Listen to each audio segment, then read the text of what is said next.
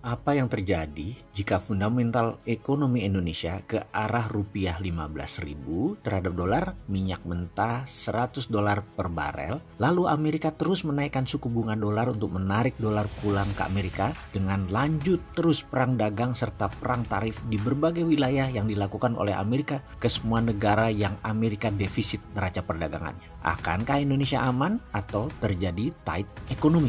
Uang jadi kering. Akankah perang tarif dan perang dagang malah membuat Amerika bermasalah atau malah membuat Cina negara jadi kuat? Dalam dua buku geopolitik berjudul To See Die Trap dan War by All Means, kita akan kupas naifnya bangsa Indonesia melihat permainan tingkat tinggi beberapa negara adik kuasa itu. Terlalu kasual, terlalu gampangin kesannya. Dalam buku War by Other Means, instrumen perang yang dipakai saat ini adalah ekonomi, bukan lagi kombatan ala Perang Dunia Kedua atau perang intelijen zaman Cold War ala James Bond. Kali ini instrumen perangnya adalah ekonomi. Hingga rincian terdalam, perang by other means ini terinci dalam perang dagang, perang cyber, perang legal atau legal warfare. Semua disusun dan terbangun rapi semisal perang Sipadan Ligitan yang diambil Malaysia dengan cara legal warfare strategi. Timur diambil dengan economic warfare strategi. Rupiah diserang dari 3.000 ke 15.000. Selain Timor lepas, rezim 32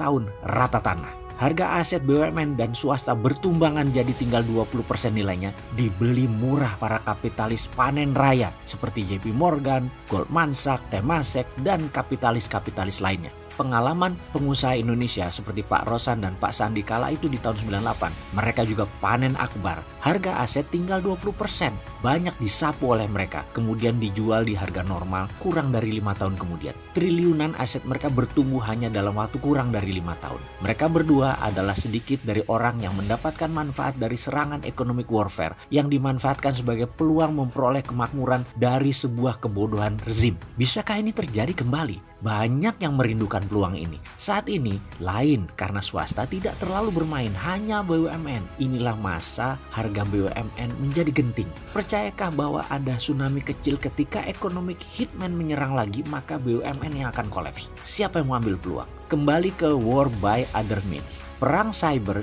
jagonya Rusia. Rusia jago sekali perang hybrid dan menggunakan tool, salah satunya adalah cyber war. Demi memecah Eropa, Brexit Inggris diprovokasi melalui cyber dan mempengaruhi jajak pendapat penduduk Inggris. Sehingga Inggris keluar dari Uni Eropa. Eropa jadi lemah. Itu maunya Rusia. Cyber Rusia memenangkan Trump, di mana Rusia anti sekali dengan Hillary Clinton yang kalau jadi presiden bisa menyikat Rusia, dan lebih baik Trump yang jadi presiden. Trump disebut non devil, iblis yang mereka kenal, ketimbang Hillary yang dikenal dengan istilah unknown devil, iblis yang tidak dikenal.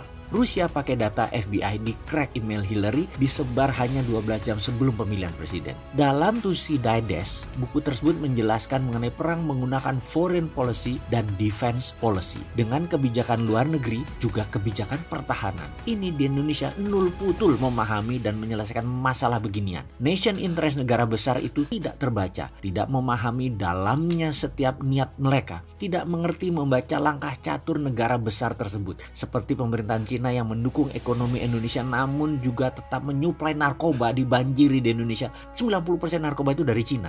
Amerika mendukung Indonesia menjadi tuan rumah IMF, tapi belum tentu memberi dana hutangan untuk menutupi APBN. Kebijakan Indonesia melawan Thanos, namun bergantung 70% produk ekspor Indonesia ke negara Thanos. Thanos itu negara Amerika dan sekutunya, Korsel, Jepang, Taiwan, dan Singapura. Lalu kita malah mendukung dan bermain sama negara penyedia impor Indonesia. Pengalaman berbisnis begini ya, kita harus memanjakan divisi sales dan marketing di dalam perusahaan, dan memanjakan klien serta customer yang membeli produk kita, dan berusaha bergantung pada supplier luar atau impor. Ini kebijakan malah kebalik. Kita malah deketin supplier importir, main-main sama supplier importir, customer eksportir malah tidak diperhatikan. Pengalaman saya sih sebentar lagi perusahaan kayak gini ya kolaps, customernya atau pelanggannya ya pindah. Coba aja kalau nggak percaya.